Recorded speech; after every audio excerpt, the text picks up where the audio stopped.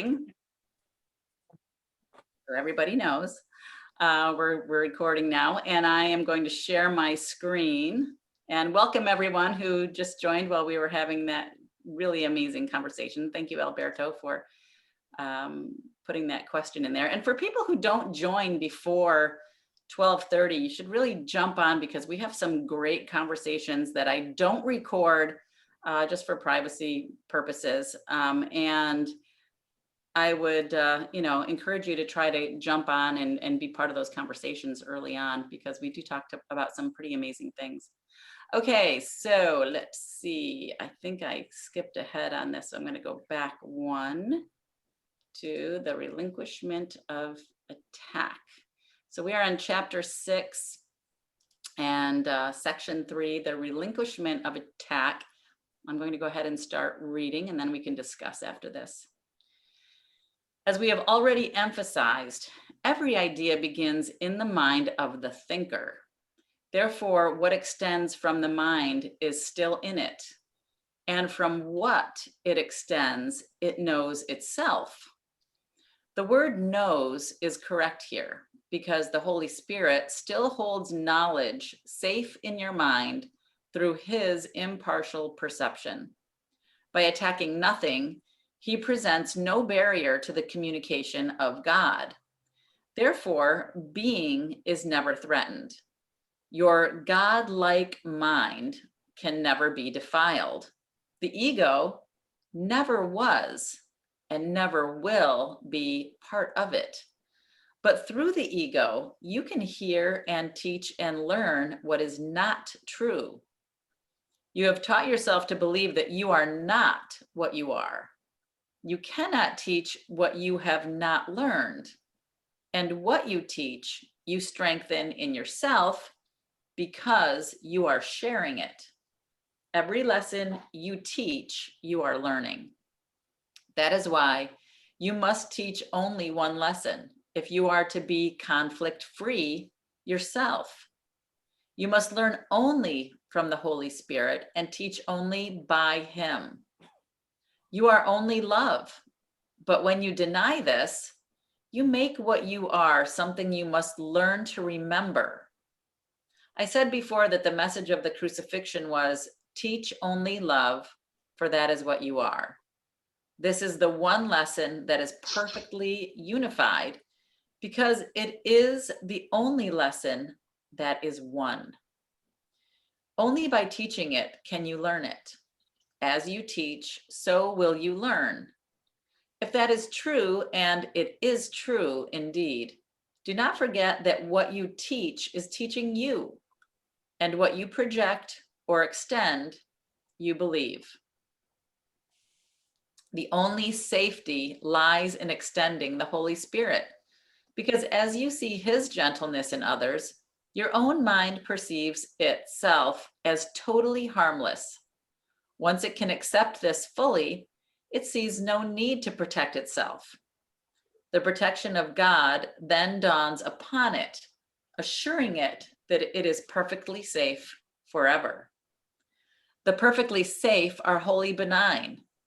They bless because they know that they are blessed. Without anxiety, the mind is wholly kind. And because it extends beneficence, it is beneficent. Safety is the complete relinquishment of attack. No compromise is possible in this. Teach attack in any form, and you have learned it, and it will hurt you. Yet this learning is not immortal, and you can unlearn it by not teaching it. Since you cannot not teach, your salvation lies in teaching the exact opposite of everything the ego believes. This is how you will learn the truth that will set you free and will keep you free as others learn it of you. The only way to have peace is to teach peace. By teaching peace, you must learn it yourself because you cannot teach what you still dissociate. Only thus can you win back the knowledge that you threw away. An idea that you share, you must have. It awakens in your mind through the conviction of teaching it. Everything you teach, you are learning. Teach only love and learn that love is yours and you are love. All right. That reminds me of something that I learned a long time ago. One time on my job, one time I was asked to be instructor. And I said, me, instructor? Yeah, some procedure, something. And I had to study really hard.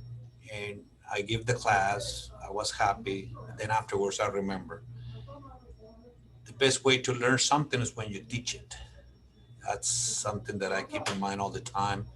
When you teach something, I don't care what subject it is, you will master it. And that's when you get to know it. And I said, I learned it. That's true. That is so true. And that's why I facilitate A Course in Miracles, because I want to learn this. And in teaching it, it helps me to learn it. I remember several times when I wasn't able to facilitate, I'd ask other people if they wanted to facilitate. And Alicia's actually facilitated before for me a few times. And it really, what do you think, Alicia? Does it help you learn it when you're facilitating? Yeah, I think it absolutely does. It Yeah. absolutely does. It reinforces it, forces you to really think about what you're reading. Sometimes, you know, it's funny, we read it now and I'm like, oh my gosh, I don't know what I would comment about that. But yes, indeed, as you read it and you're teaching it, you definitely learn it better. Yeah. Agreed.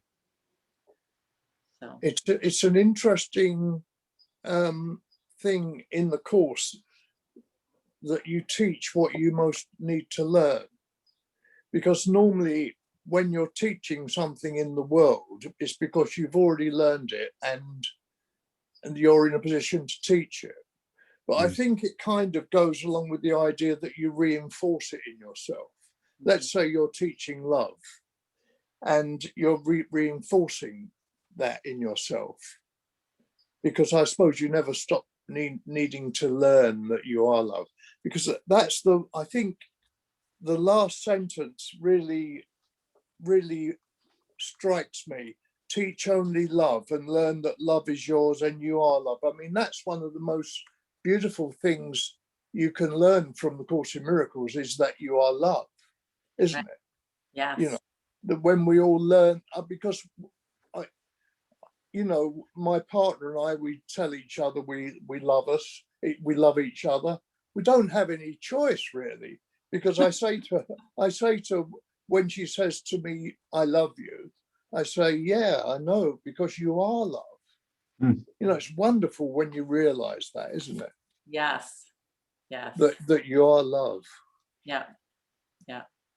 It's funny, last week I started looking at my husband and saying to him in his face, I grabbed his face and I looked into his eyes and I said, you are love. And it's nice to be able to see that, right? Because I think our special relationships, right, teach us so much, because we want to, you know, those are where we're learning, right? And we want to say, well, that wasn't a very nice thing to say, or that's not a nice thing to do. And it bothers me when you do this, or it bothers me when you do that. And I caught these thoughts coming into my mind, right? And I'm like, I'm not going to do that. Anytime I have that thought, I'm going to go up to his face and look into his eyes and just say, you are love. I love you. You are love, you know, and just to see that, I mean, what better relationship to do that than, you know, your special relationship that you're in, because that's usually the ones where you're able to learn the most lessons, because you're around this other human being so much. And if that doesn't work out, there's always cats. I know, I love my kitties, but they're kind of easy, right?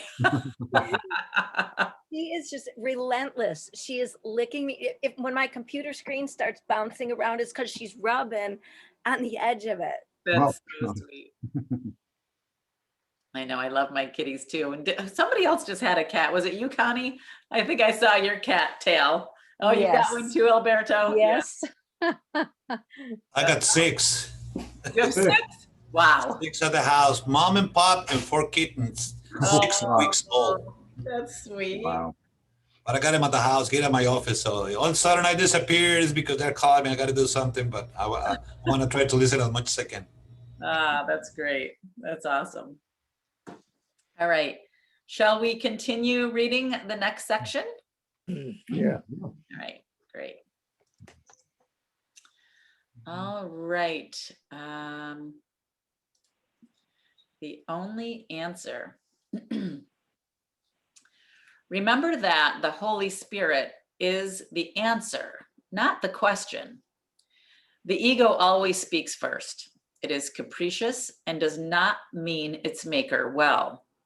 It believes, and correctly, that its maker may withdraw his support from it at any moment. If it meant you well, it would be glad, as the Holy Spirit will be glad when he has brought you home and you no longer need his guidance. The ego does not regard itself as part of you. Herein lies its primary error, the foundation of its whole thought system. When God created you, he made you part of him. That is why attack within the kingdom is impossible.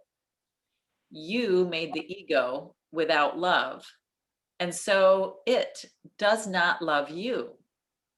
You could not remain within the kingdom without love.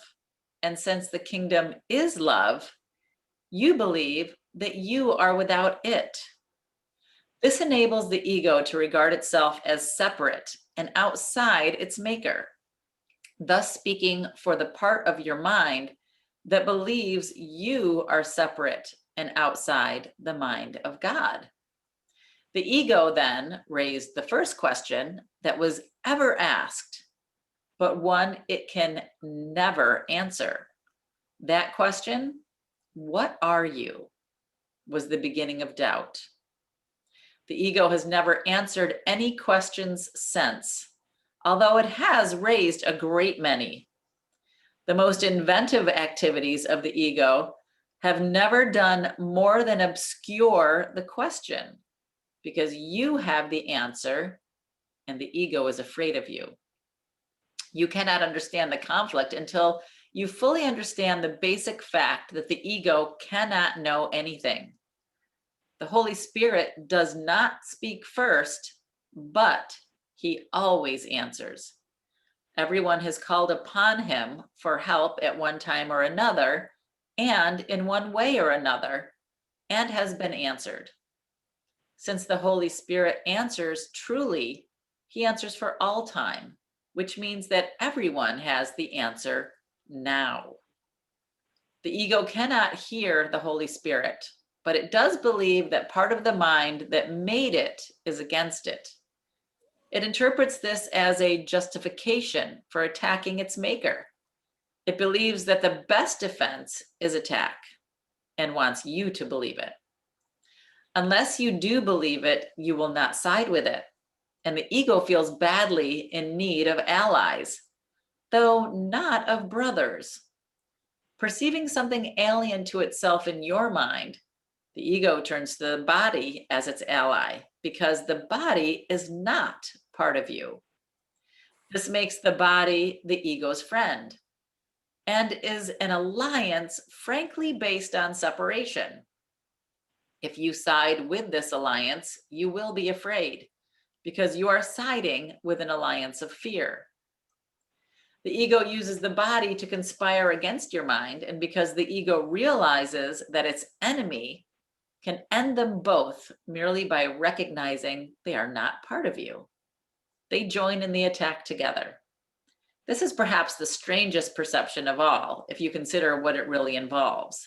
The ego, which is not real, attempts to persuade the mind, which is real, that the mind is the ego's learning device, and further, that the body is more real than the mind is. No one in his right mind could possibly believe this, and no one in his right mind does believe it. Hear then the one answer of the Holy Spirit to all the questions the ego raises. You are a child of God, a priceless part of his kingdom, which he created as part of him. Nothing else exists, and only this is real. You have chosen a sleep in which you have had bad dreams, but the sleep is not real, and God calls you to awake. There will be nothing left of your dream when you hear him, because you will awaken.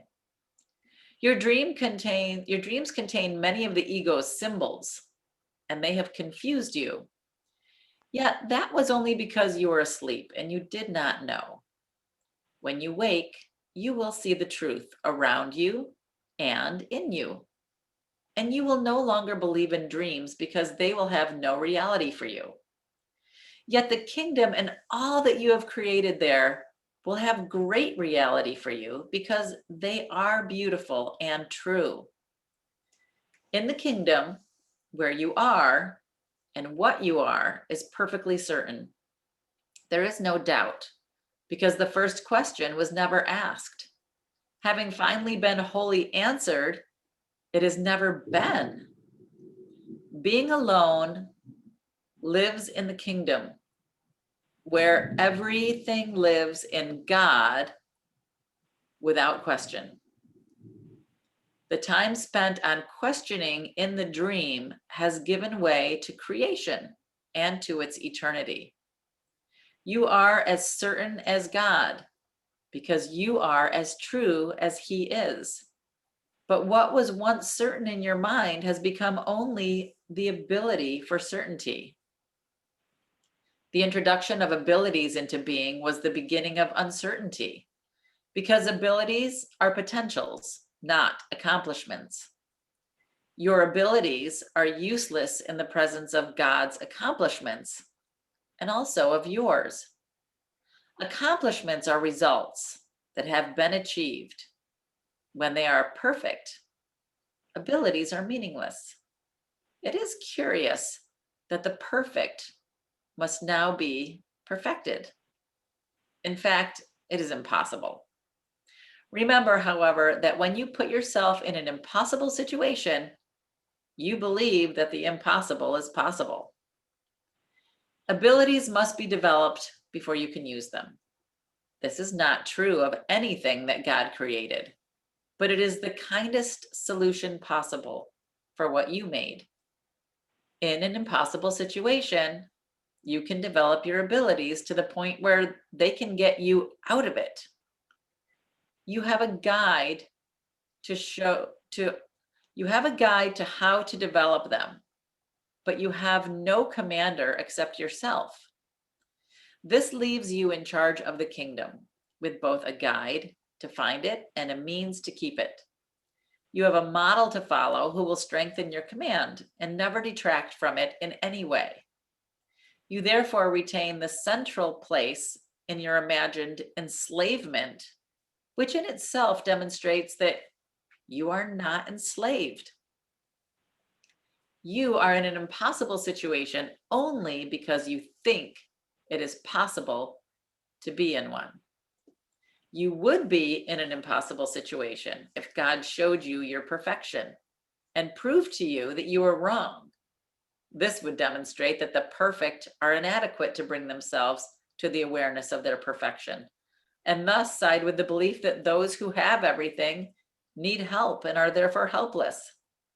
This is the kind of reasoning in which the ego engages. God, who knows that his creations are perfect, does not affront them. This would be as impossible as the ego's notion that it has affronted him. That is why the Holy Spirit never commands. To command is to assume inequality, which the Holy Spirit demonstrates does not exist. Fidelity to premises is a law of mind, and everything God created is faithful to his laws. Fidelity to other laws is also possible, however, not because the laws are true, but because you made them. What would be gained if God proved to you that you have thought insanely? Can God lose his own certainty? I have frequently said that what you teach, you are. would you have God teach you that you have sinned? If he confronted the self you made with the truth he created for you, what could you be but afraid? You would doubt your right mind, which is the only place where you can find the sanity he gave you. God does not teach. To teach is to imply a lack, which God knows is not there. God is not conflicted. Teaching aims at change, but God created only the changeless. The separation was not a loss of perfection, but a failure in communication. A harsh and strident form of communication arose as the ego's voice. It could not shatter the peace of God, but it could shatter yours. God did not blot it out because to eradicate it would be to attack it. Being questioned, he did not question. He merely gave the answer. His answer is your teacher. I know that was a lot. Specifically, the last paragraph, kind of confusing, contradicting.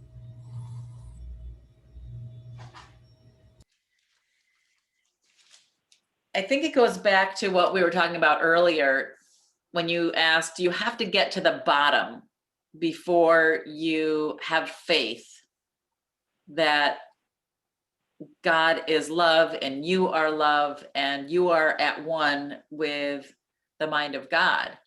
And I think to answer that question, it kind of said, well, if you're looking for God to give you an answer, you have to stop looking everywhere else first, because God already gave you the answer. You just aren't looking for it, right? Because you're looking for it everywhere else. And when you finally stop looking for it everywhere else, the answer just is.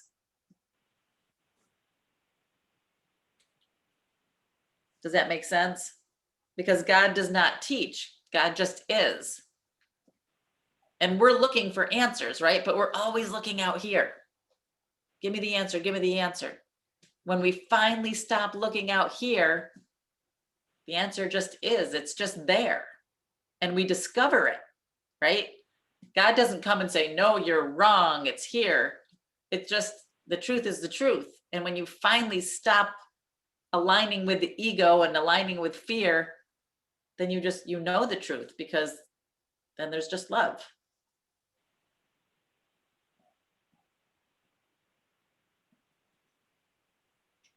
Can I ask you something? Sure.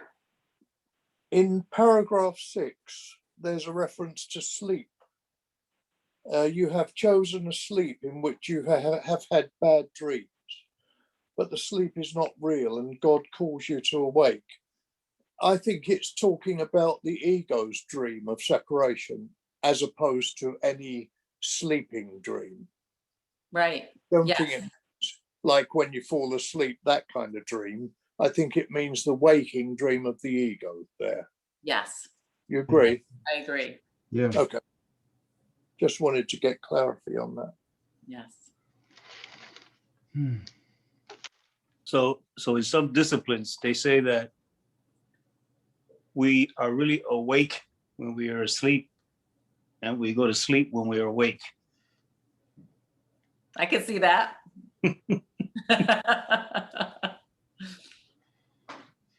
I'm very familiar with this being the waking dream. Yes. Right. So all of it is a dream. All of it Yeah. is a dream. So the Don Miguel says that the difference between the two is that in the waking dream, you're in the frame. In the sleeping dream, you are above that or outside the frame, right? Where you can, in an instant, you could be anywhere. Yeah. I guess you could do that too in the waking dream during meditation, right? True. Or True. during a moment of at-one-ment or whatever, right? Yeah. But it's not the truth though, is it? Because you're not really in a dream, although you believe you are. Right. It's only if you believe it's real. Yes, a lot of it goes, it all If you goes back ident- to belief. yeah, Absolutely. if you stop looking out there and look back it within to reality, then you're not in the dream any longer, are you? Right. Your body might still be here, but you're no longer participating in the dream because you The don't body's believe. not real, right? Hmm, We just read that. hmm, Good one, Freddie. I love that. hmm. I really like paragraph 7. Many years ago, I wrote in the border there. I said, "Yes, how true," with an exclamation. But in the kingdom, where you are and what you are is perfectly certain. There is no doubt, because the first question was never asked. Having finally been wholly answered, it's never been. And I've had vivid experiences of that where there was no want, no need. Um, what could you possibly want to substitute for a state of, I mean, I could use the word grace and remember what that's like, to be completely nurtured and taken care of by something I couldn't see, but that which was me in my essence. So anyway, Jesus does just an incredible job. I am always amazed, and I've studied this for 30 something years, that he says it. I call it the 10,000 faceted diamond, because there's at least 10,000 ways that he says, that he describes what really can't be described. It can only resonate in that place in us where we're real, where we're truly awake, and we don't hold on to this stuff, all this temporal crap that we have. Oh my God. Anyway, thank you for listening. Yeah. Well said. Thanks for sharing that, Tim. Welcome. All right. Anything else before we continue? I love the thought of the kingdom within. We choose the right mind, and we live within the kingdom.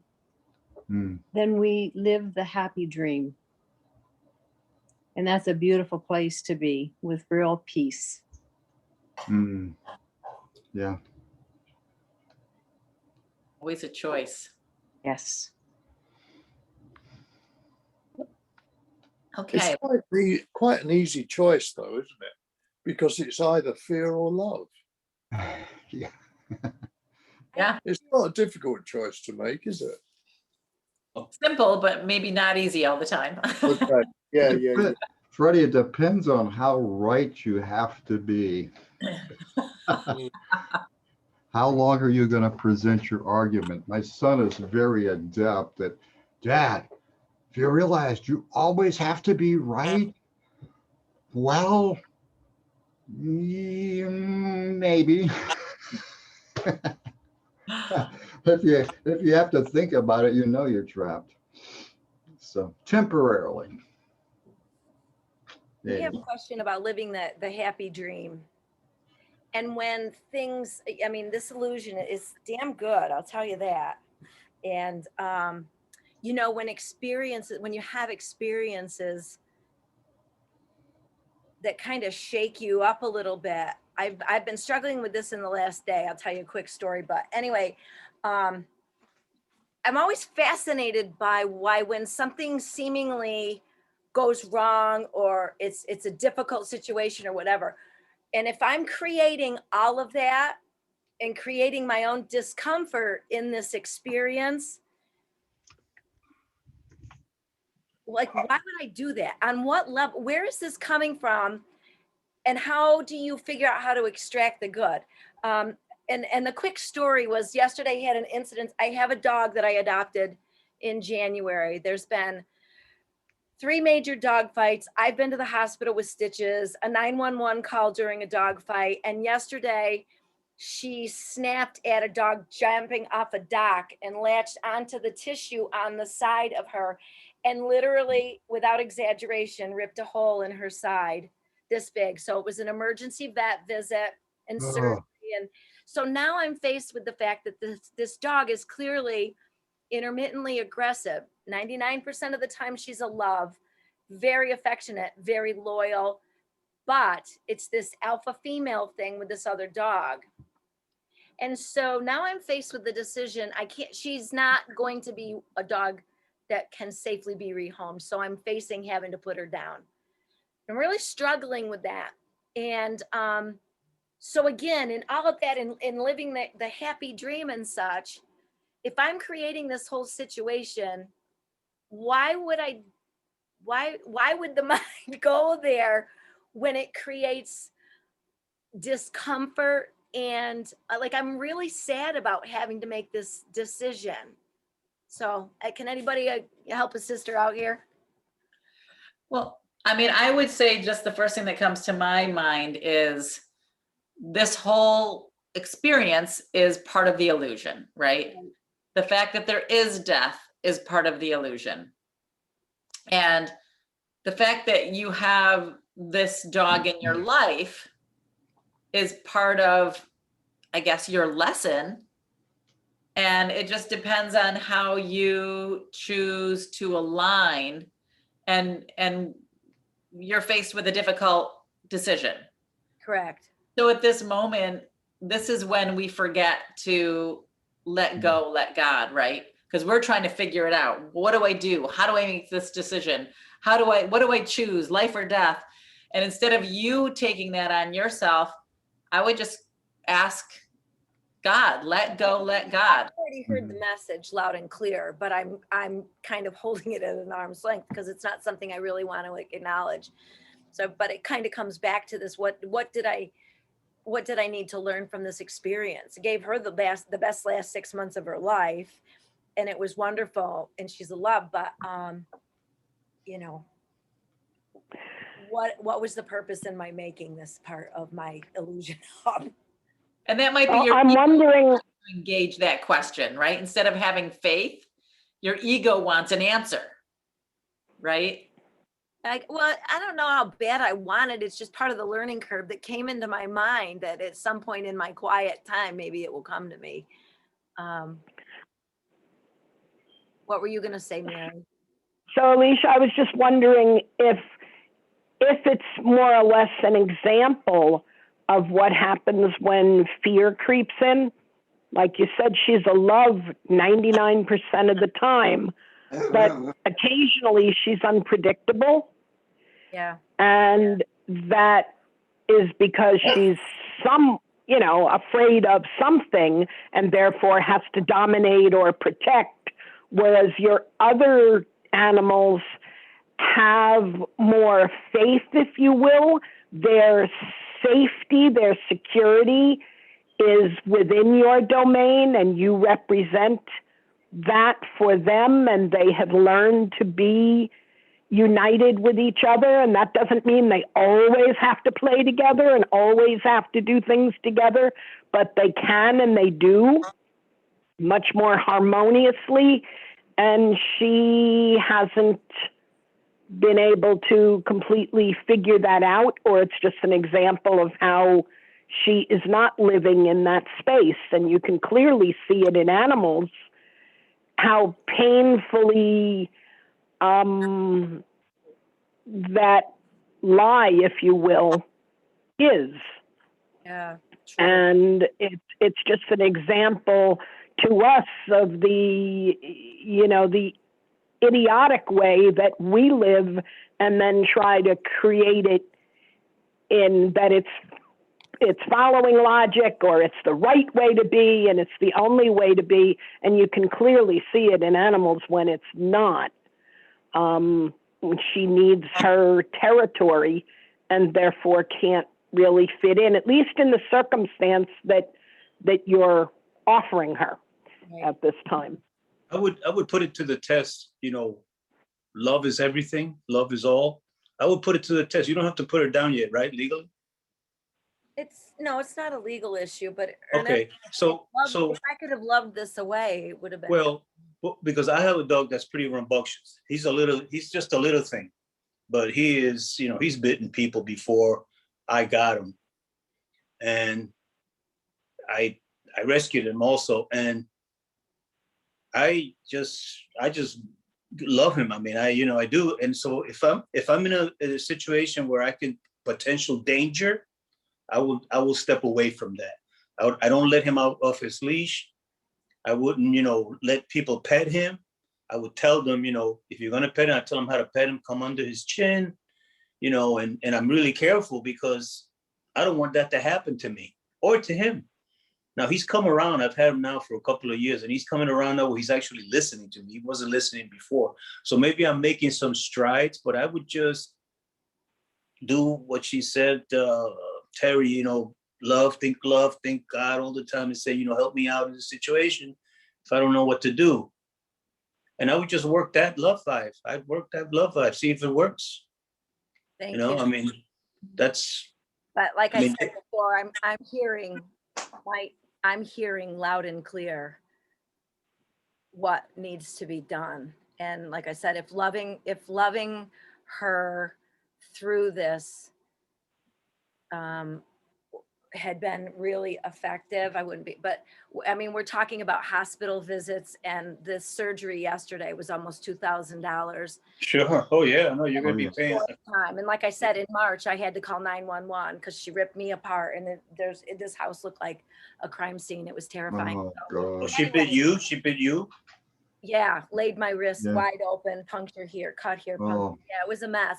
And I was trying to break it up by bringing down. Oh, you were trying to break up a fight. I was trying with a dog bed and was trying to whack him over the head, and she jumped up out of the fray and got me. So through no fault of her own. But anyway, all that being said, I didn't mean to take up all of class with that, but I was struggling with it, and I would avoid any potential dangerous situation. I just avoid them. I won't go there. I won't go to any place that I don't deem safe.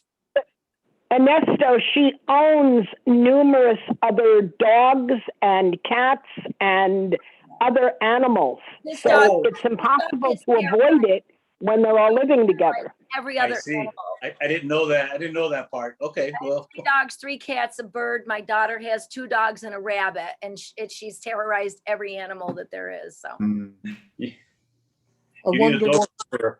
I wonder how Caesar Milan would deal with it. how what? Caesar the dog whisperer. Yeah, Oh. he's extremely good. I know. I'd watch as much as of his programs as I could. Yeah. I love his programs anyway. Yeah. So anyway, okay, well, we can move on. Thank you for that, everybody. Mm. Good question, Alicia. It's always good to bring up, things that we're experiencing and how that works into what we're learning here. So I appreciate the questions, and it's nice to have everyone participate. So thank you, everyone, for that. Mm. So let's see what else we can learn. The lesson of the Holy Spirit. Okay, the lessons of the Holy Spirit. Like any good teacher, the Holy Spirit knows more than you do now. But he teaches only to make you equal with him. You had already taught yourself wrongly, having believed what was not true. You did not believe in your own perfection. Would God teach you that you had made a split mind when he knows your mind only as whole? What God does know is that his communication channels are not open to him, so that he cannot impart his joy and know that his children are wholly joyous.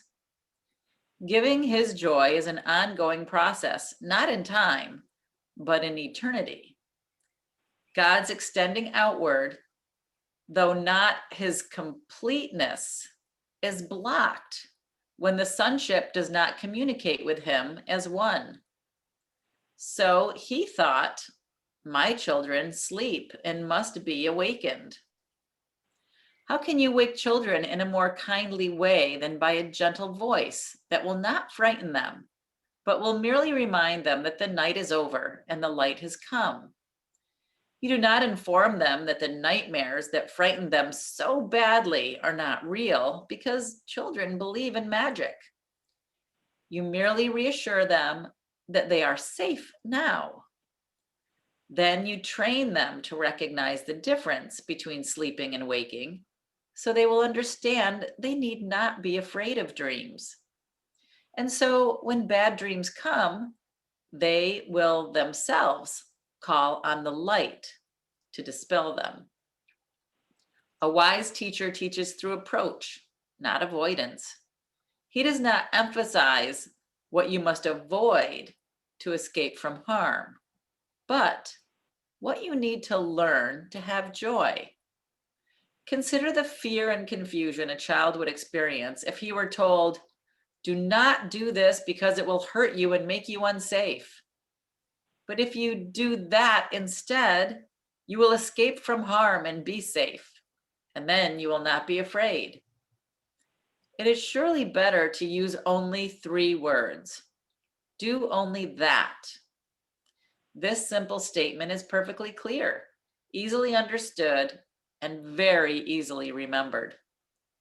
The Holy Spirit never itemizes errors because he does not frighten children, and those who lack wisdom are children. Yet he always answers their call, and his dependability makes them more certain. Children do confuse fantasy and reality, and they are frightened because they do not recognize the difference. The Holy Spirit makes no distinction among dreams. He merely shines them away. His light is always the call to awaken whatever you have been dreaming. Nothing lasting lies in dreams, and the Holy Spirit, shining with the light from God Himself, speaks only for what lasts forever.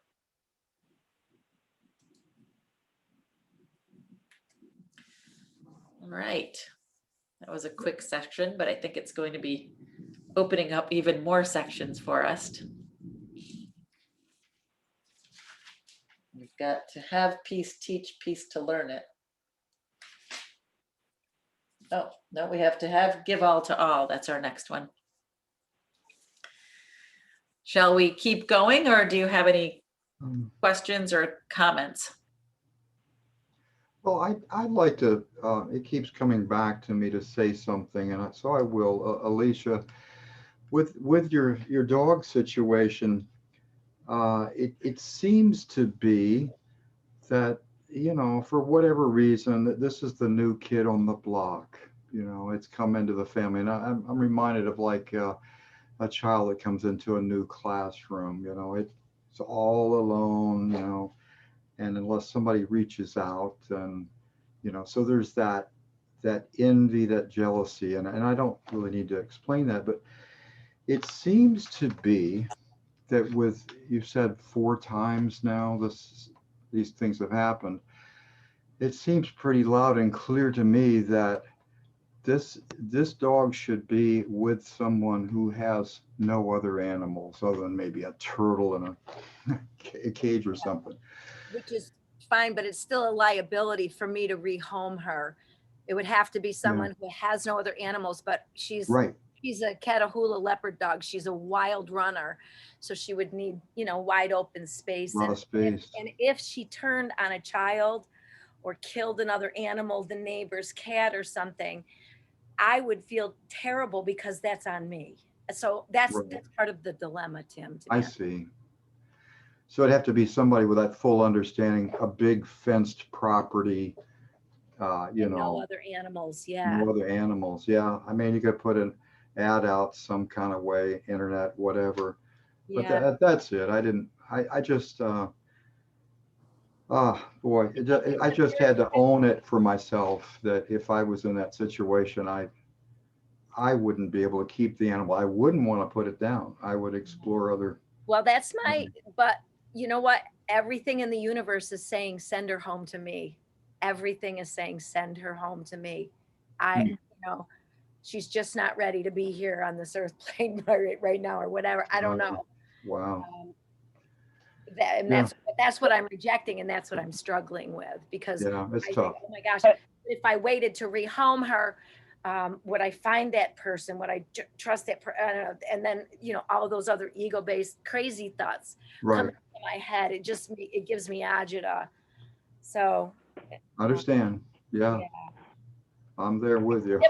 it's difficult all the way around. So I just gotta, like Terry says, you let go, you let God. And I've done that a lot in the last 18 hours since this happened and Libby got out of surgery. And it just keeps coming back to send her home. So I'm just going to sit. I haven't made any phone calls. I haven't acted on it.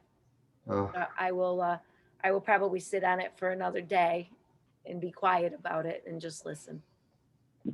Perhaps this will help you in looking at how much attachment you may have to the body, if you will. Oh my God. In thinking of this death as being so permanent. And I'm not saying that gives us license to kill because, hey, we believe that death isn't the end of anything. Therefore, life has no meaning. It's also but beyond that. Yeah. I'm sorry, Mary, go ahead. Oh, go ahead, Alicia. I was basically done. No, I was just saying that's also part of the struggle, because I basically feel like I'm the one that's determining the life or the end of the life on this earth plane, but the life goes on forever. I just feel like it's not I shouldn't, it's funny. I just feel like I'm not qualified to make that determination. So whether she lives and sticks around or goes to another home, or if putting her down is the best choice. But that's what I keep hearing. Give it to one who knows. Yeah, exactly. Give it to one who knows. I had an incident very similar to this, however less extreme. And it was the veterinarian who said to me, she's mine now. She will bite again. She will attack again. It's in her personality, and in the environment that you live, it's inevitable. And goodness forbid if it should ever bite a child or someone who comes into your home. Exactly. And I left the office in tears. However, he insisted. He made the decision for me. Mm-hmm. I'm wondering what your veterinarian would say. I have not called my personal veterinarian yet. I don't know whether they'll give me a hard time, but my son-in-law is very good friends, worked for a veterinarian out in Western New York. And she said, absolutely. She says, if your vet gives you a hard time, I would be willing to do that, because given the situation that you're talking about, this dog is going to attack again. She said, in sometimes with dogs who have quirky behaviors, I'll put them on Prozac and they do okay. But if it's true aggression where they snap and go to injure another dog, she says, I really can't override that innate, that instinctual thing. But I just feel bad. Poor Libby. I mean, this picture is really graphic, but this was the wound that she put on that dog yesterday. Mm. So then she had surgery, and look at the size of the wound on this poor dog. That's the stitched wound. So it was like a several-hour surgical procedure, and like I said, a couple $1,000s. And poor Libby, this is the second time she's been really chewed up. Anyway, all that being said, it's still just the drama. It's drama. But I got sucked into it nonetheless because of this secondary situation where I have to decide if I need to make a decision to manage it, and I do. And you also said that you feel that the universe is really saying to you, let her go. Send her home. Yes. Yeah. I've heard, I just shut my mouth and quit talking about it. And I gave it up to the Holy Spirit. I gave, it's in your hands. Please help me. Please help me. Please help me. And the 3 words I just keep hearing is send her home. That seems to be the answer. Send her home. Then can you trust your connection? Yes. Can you trust that intuition? Can you trust the communication? Because therein lies the truth of God. Absolutely. If you've given it up to God, You have to trust the answer, and you have to trust that you are hearing the answer correctly, and then you have right action. Right. So there's where you're in your dilemma, because you're not trusting that you're really hearing God, because you have some other beliefs in there that are saying, no, God wouldn't really tell me this. It must be a trick, because somehow I don't quite believe it. So then ask again. Ego is pushing that away. But every time I shut my mouth and just listen, I keep hearing the same thing. So you're right, Mary. I mean, I know, I just keep talking about it, like thinking that God's going to change my mind for me. And we're going to have some different solution. But I know. this may be the most beautiful solution there is. And and you're right. It comes back to trusting what I'm hearing. Yeah. You know, if this was an adopted child you'd brought into the family and was doing these kind of things, I mean, the law would have stepped in, and this child would probably be, you know, somewhere else now. And I'm not justifying that, but if we compare it to, you know, we're living sentient beings, and so is the dogs and the other animals. So. You know, if we put any kind of stock at all in our civilization, and I try to put very little, but you know, for what use? I think the decision is a good one. It's extremely hard. It is. I'm one of the sappiest guys you've ever seen. I mean, I cried when my dog was put to sleep in my arms. And believe me, I was all cuddled up all day yesterday. Today, I'm a lot better about it, but I'm sure if I make that decision and go with her, it'll be bad again. But, you know, who knows what the first 8 months of her life was like, too, because she was adopted initially by a guy who was severely schizophrenic. So who knows what her life experience was. And she clearly had some odd, quirky behaviors from the from the beginning, not as much of this aggression, but anyway, she had quite a storied life, and she just turned 1. So. Yeah, you may be just helping accelerate her pathway back here again. Maybe, you know, if we believe in reincarnation, and I think Christ is pretty clear. We've done this before. So, you know, there is no death really. It's extremely hard though. God, like Mary said, maybe this whole experience for me is to challenge my faith. Yeah. That I trust what I'm hearing from the universe, what is coming from the divine into my heart, and trying to tell me it's okay, and I'm rejecting because there's nothing about this that feels okay. Right. Nothing. Right there with you. Yeah. So maybe that's, like Mary said, this is my challenge. Yeah. Challenging, you know, how strong is your faith? Yeah. Good point. Well, I don't know if we should continue. We only have 3 more minutes. So I think we'll wait. Does anybody else have anything else they want to discuss or talk about with regard to anything that we've read or talked about today? Not so much. Good. I want to say I'm plugging that movie. Oh, In the Heights. In the Heights. You know, that was Lin-Manuel Miranda's first play, and then he made it into a movie. Yeah. And as you know, it takes part in that section of Brooklyn, Crown Heights. Right. And it's uplifting. It's a musical. I mean, I'm into musicals. I'm into the whole artsy thing, you know. It's not about blowing up anything, you know. It's not one of those Hollywood James Bond movies, you know, none of that. They're not blowing anything up. They're bringing everything. They're bringing love to the block, dancing, joy, just beautiful stuff. Beautiful stuff. Yeah. Really enjoy it. Almost, he's the one who did Hamilton. I think I told you earlier. Yeah, very entertaining. I enjoyed it. We saw that yesterday. Makes you want to be Puerto Rican, is what Oprah said. Do you guys watch films on Netflix? Mm-hmm. Yeah. Yeah. Would that be on Netflix? I think it's on pay-per-view right now, I think. Oh, okay. Wait. Ernesto, are you Puerto Rican? Just wondering when you Yes. said. What gave it away? Well, same here. I've got Puerto Rican from New York, so hello there. Awesome.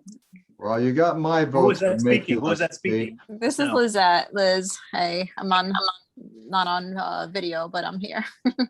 great to have you here today. Thanks. You Great live to in be New here. York. Not right now. I'm from New York. I'm from Brooklyn. So, I grew up in Brooklyn too. Yay. Brooklyn Always. represents. Yeah, the movie definitely resonates. It resonates with everyone. I mean, it's it's a musical. It's New York City music. I mean, that's it. What can I say? Haven't seen it. I can't wait. I gotta show the kids. Yeah, it was great. And I think it gives people even who aren't from that area or don't know much about that culture, it's eye-opening and it's very inclusive and it just makes you want to be a part of that, So I felt that, that was fun for me. I always love to see all of the inclusion in movies like that, which I felt, very drawn to and I just really enjoyed it. Yes, yes, it opens it up. It opens it up. Some of the things that are said is how cultures enrich this nation. I mean, that's the way I see it. All the cultures that have come here have enriched this nation in some way or another. And I think that that's the message. That we should stay open to all cultures, no matter who they are, color, creed, whatever. That's the message that I believe the movie puts out, the play as well. Miranda Miranda's a gifted writer, songwriter, singer. He's just gifted that way. Definitely. Very, very good movie. What age do you think, like my youngest is 9 and I got a teenager and a preteen. Was it good? Is there some things in there that are not good for kids? Or? No, I think it'd be great for them because it's actually the way it's done. He's telling the story to the children. Okay. So I think the kids would love it. As you're talking about In the Heights. In the Heights, It's okay. a musical. Yeah. So on that note of inclusion and at 1 minute, I think we can probably wrap this up for today. And let's meet here again next week at the same bat time and the same bat station. Thank you everybody for your help with this. Bye, everyone. Bye, everybody. Bye. Thank you. Your family. I see you next week. See you next See you week. next week. Bye-bye, Yeah. everyone. Bye. Love you. Thanks, Love you all. Terry. Beautiful.